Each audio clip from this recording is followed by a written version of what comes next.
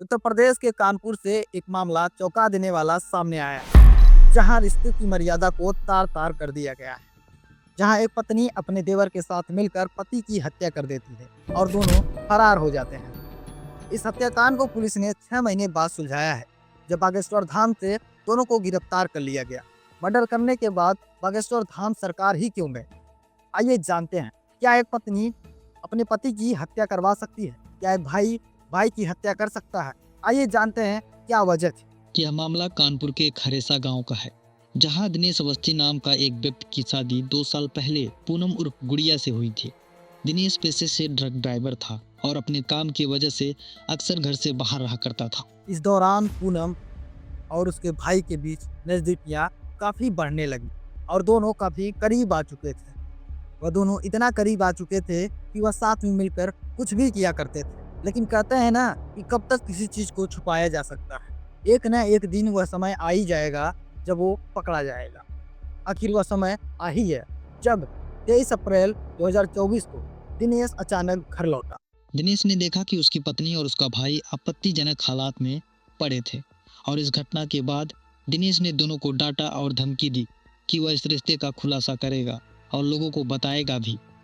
तो वह खुश हो रहा था, इसलिए खुश हो रहा था क्योंकि वह घर पर बताया नहीं था कि वह घर वापस आ रहा। वह अपनी बीवी को सरप्राइज देना चाहता था। जब वो अचानक वह घर में गया तो ऐसा क्या देख लिया कि वह गुस्से से लाल पीला पड़ गया। लेकिन यहाँ तो उनके दिमाग में कुछ और ही चलने लगा, क्योंकि जब पूनम और मनोज दोनों पकड़े गए तो काफी ज्यादा डर गए थे। इसलिए डर गए थे क्योंकि वह दिनेश सबको बताना चाहता था। उनके दिमाग में ऐसा क्या चलने लगा कि उन्होंने हत्या की योजना बना ली। फिर हत्या वाले दिन दिनेश और मनोज के बीच तीखी बहस हुई। इस दौरान मनोज ने दिनेश के सर पर डंडे से वार कर दिया और चाकू से भी हमला कर दिया। इसके बाद दोनों ने उसकी लाश को ठिकाने लगाने की कोशिश की। जबकि पूनम ने अपने पति को पकड़ रखा था ताकि मनोज उसके सर पर डंडे से और चाकू से हमला कर सके। आखिर में दिनेश वहीं दम तोड़ देता है। जब दोनों शव को ठिकाने लगाने जा रहे थे तभी एक ग्रामीण ने देख लिया और मनोज ने देखा कि वह ग्रामीण व्यक्ति उसे देख लिया है, तो दोनों घबरा गए। वह दोनों वहां से तुरंत गांव छोड़कर फरार हो गए। दिनेश के गायब हो जाने के बाद पुलिस तुरंत जांच करना शुरू कर देती है।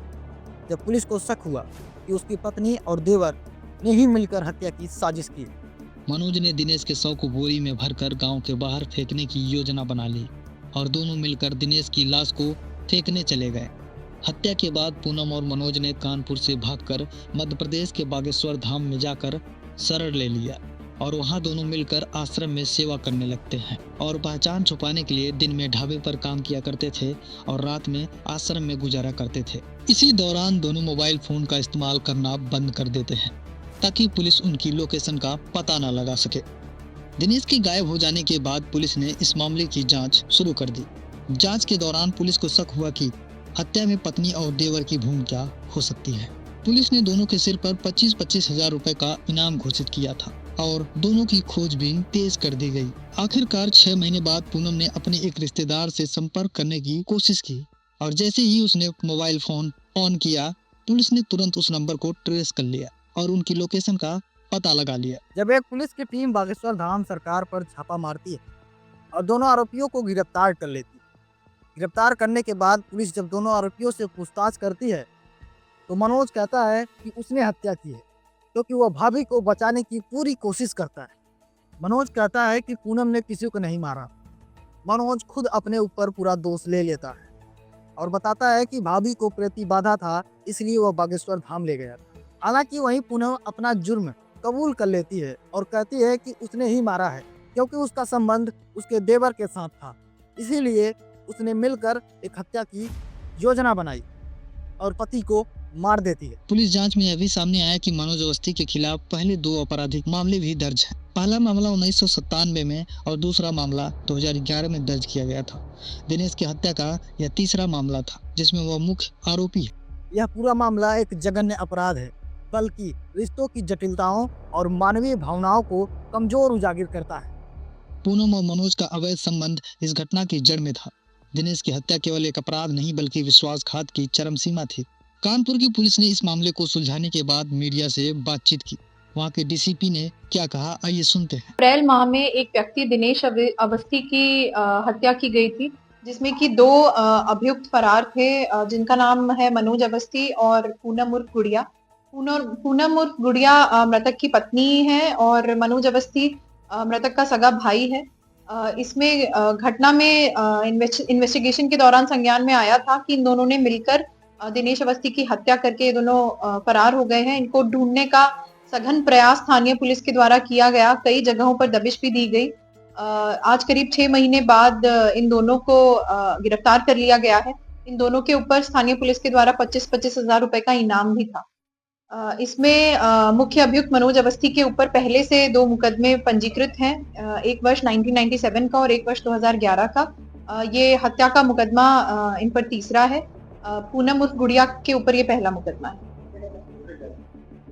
जो अभी तक संज्ञान में आया है वो ये है कि इन दोनों का आपस में प्रेम प्रसंग था, जिसकी खबर दिनेश को लग गई थी। इसकी वजह से इन दोनों के द्वारा ये घटना कारित की गई। उन्होंने बताया कि दोनों आरोपियों ने हत्या के बाद कई बार ठिकाने बदलने की पूरी कोशिश की। अंततः पुलिस ने उन्हें पकड़कर कानून के हवाले कर दिया। यह मामला इस बात का प्रमाण है कि कैसे रिश्तों में आई दरारें भयानक रूप ले सकती हैं। दिनेश अवस्थी की हत्या ने एक बार फिर यह सोचने पर मजबूर कर दिया है कि कैसे लालच, भय और अवैध संबंध एक परिवार को पूरी तरह बर्बाद कर सकता है। अब देखना होगा कि कानून इन दोनों आरोपियों को कितनी कड़ी सजा देती है, ताकि समाज में ऐसे अपराधों को लगाम लगाई जा सके। ऐसी ही कहानियां हम लेकर आते रहेंगे। अगर आपको वीडियो पसंद आई हो तो चैनल को लाइक करें और सब्सक्राइब करें।